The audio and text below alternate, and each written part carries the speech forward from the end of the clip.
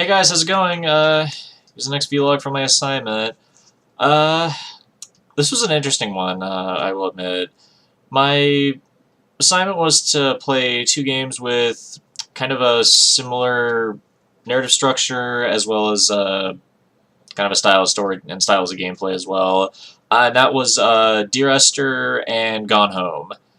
Now, really the best way that I can think of to describe both of these games is they're not really games in the traditional sense. They're a lot closer to interactive stories in a way.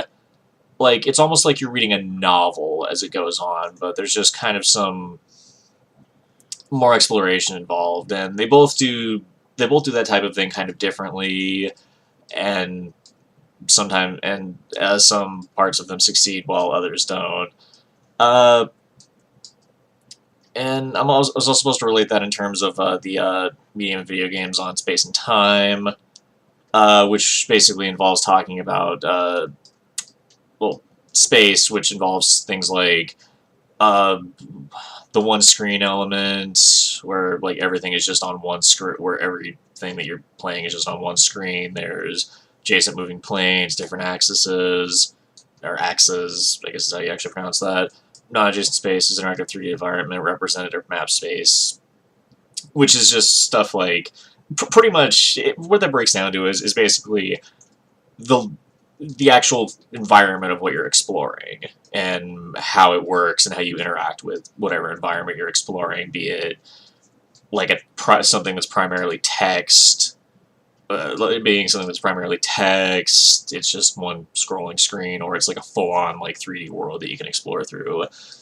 And then there's also time, and there's also a thing of time, which relates with how it goes, like how certain aspects of time fit in, like your hair, moving time, stillness and movement, that's time moving around, repetition, and cyclical or loop time, which is like if you're just playing, if you're like maybe possibly retrying like a certain level or so, interludes and title sequences, which are stuff like cutscenes and just a title sequence popping up.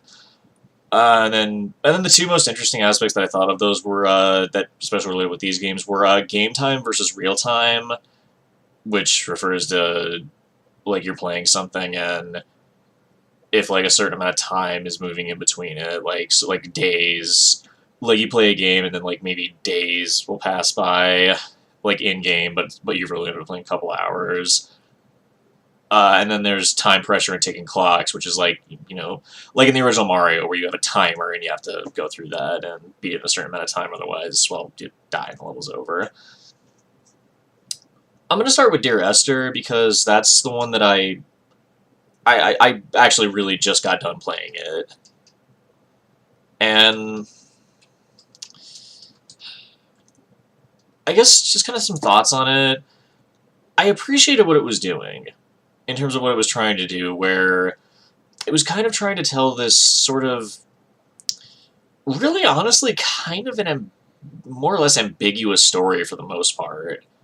Like, you wandered around an island, and there was a narrative that did come in, where it was basically a narrator that was reading certain things from the perspective of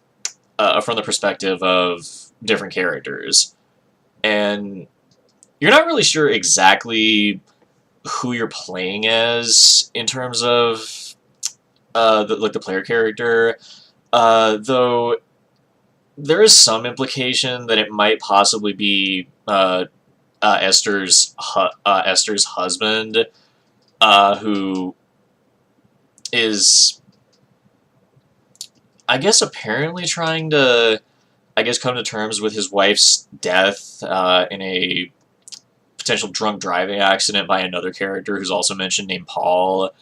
And then there are also references alongside two other characters named Donnelly and Jacobson.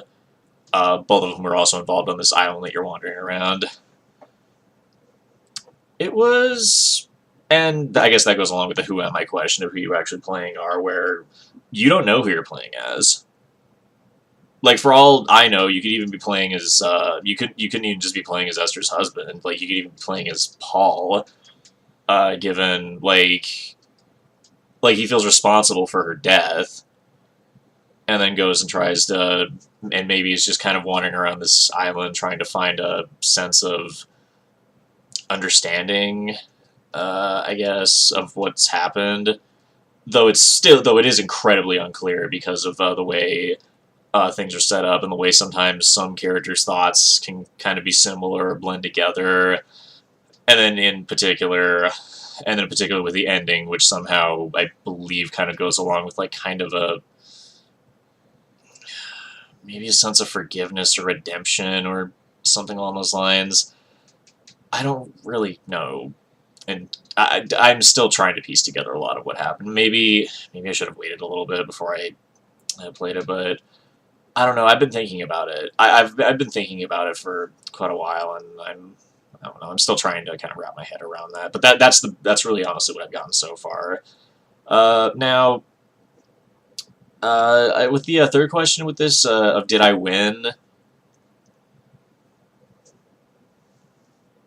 It's very subjective, really in the way it's set up,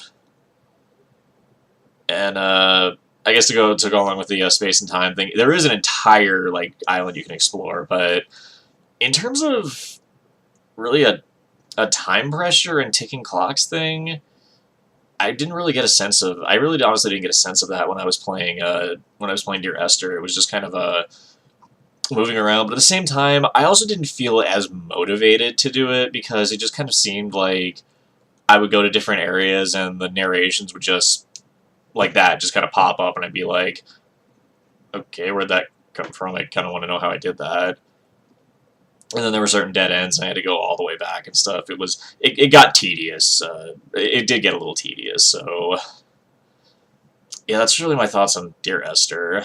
In terms of what it did, I mean, I appreciate what it was doing, but I think it probably could have been executed slightly better. Gone Home, I think, is also very interesting in what it tries to do, because the story is not really the main story of the game. Is not really about you. The character you're playing as is a girl named, for those that haven't played it, is a girl named Katie Greenbrier, who comes back home after, that's the title, comes back home after a year abroad in Europe, and basically comes to find that her house is just completely empty. There's a rainstorm going on outside, and her parents and her sister aren't there. They're completely nowhere to be found.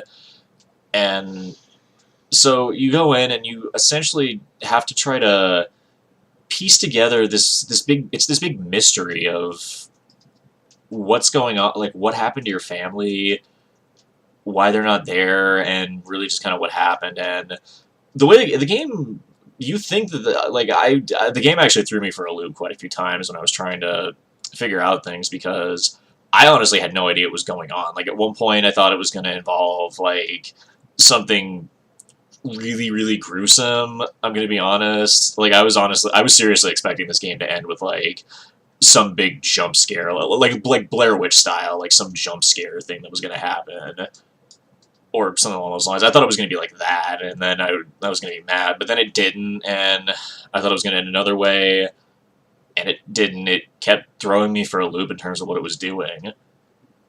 And I guess that kind of goes along with the time pressure and ticking clocks and game time versus real time, as well as interludes and title sequences, as well as the Dear Esther.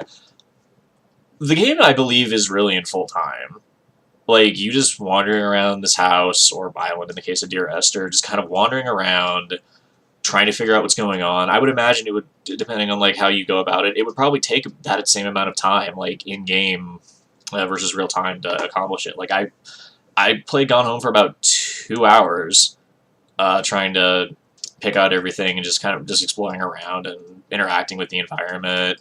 That was the other thing too. I felt there was a lot more to do in Gone Home, because it was more contained. I mean, it was a big house, but it was much more contained in terms of what it was wanting to do, and there was a lot of stuff to just move around and play with and interact and stuff. I will admit there was a point where I got mildly distracted and started throwing cans and stuff around the room, but that I kind of have ADD, so that happens. I don't have actual ADD. I just get distracted really easily. I guess I should probably throw that out there. Like, I don't actually have ADD. For people that do have, apologies to people who have actual ADD.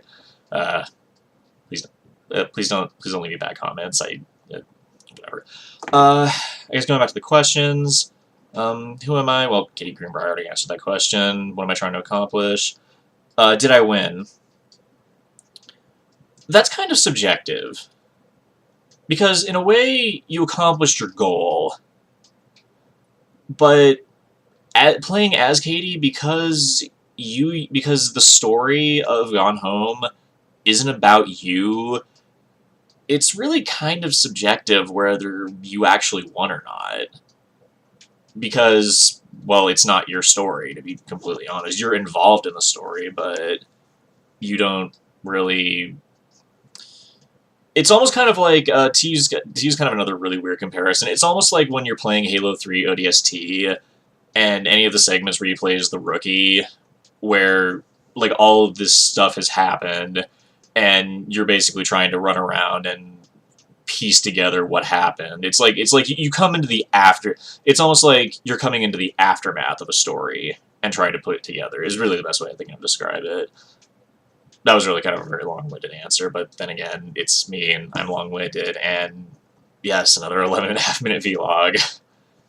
I'm kind of wordy when it comes to this, so I'll probably just end it right there. But overall, it was a very interesting assignment to look at in terms of time and space. And both games do the aspects of time and space. While they have similarities, they also do them very, very differently, so it was very interesting. But anyways, hope you guys enjoyed listening to this vlog, as usual, and good luck on getting the rest of your assignments done. Anyways, I'm out. Bye.